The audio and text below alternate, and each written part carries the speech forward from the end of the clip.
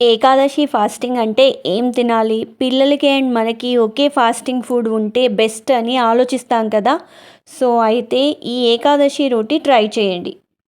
ఈ ఏకాదశి రోటిని నేను ఫల్హారీ ఆటాతో చేశాను. చాలా బావుంది అండ్ టేస్టీగా, ఈజీగా కూడా ఉంది.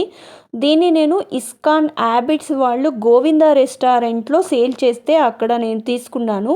ఈ ఫల్హారీ మిక్స్ ఆటా. ఇది 500 గ్రామ్స్ వచ్చేసి రూ. 80 ఉంది. దీన్ని ఫాస్టింగ్ కోసం, ఉపవాసంలో, ఏకాదశికి కూడా తినొచ్చు. ఈ ఆటా మిక్స్‌లో సగ్గుబియ్యంని, బగారా రైస్, రాజ్‌గిరా, సింగాడ యూజ్ చేస్తారు. సో, ఇంగ్రీడియెంట్స్ అంటే సాబుదానా సగ్గుబియ్యం ఉన్నాయి, బగారా రైస్ ఉంది, రాజ్‌గిరా అంటే తోటకూర గింజలు అండ్ సింగాడ అంటే వాటర్ చెస్ట్‌నట్. ఆ నాలుగింటితో కలిపి పిండి తయారు చేశారు. మిక్స్డ్ ఆటా.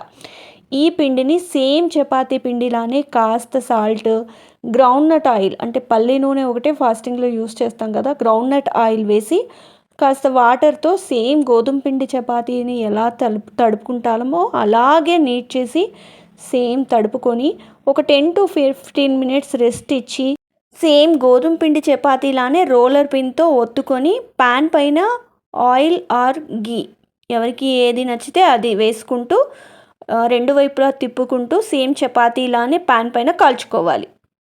సో, ఇలా చపాతీలు చాలా మెత్తగా, సాఫ్ట్‌గా, టేస్టీగా కూడా ఉన్నాయి.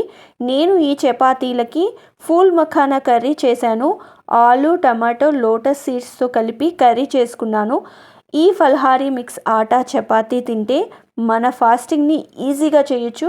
అండ్ మెయిన్‌గా పిల్లలు కూడా ఇష్టపడతారు కాబట్టి ఫ్యామిలీతో ఫాస్టింగ్ ప్రాబ్లమ్ లేకుండా ఇలా ఈజీగా ఫుడ్ రెడీ చేస్తే ఫాస్టింగ్, ఉపవాసం కూడా ఈజీ అవుతుంది.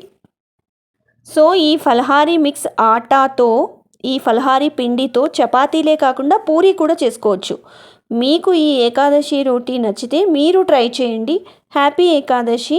హరే కృష్ణ.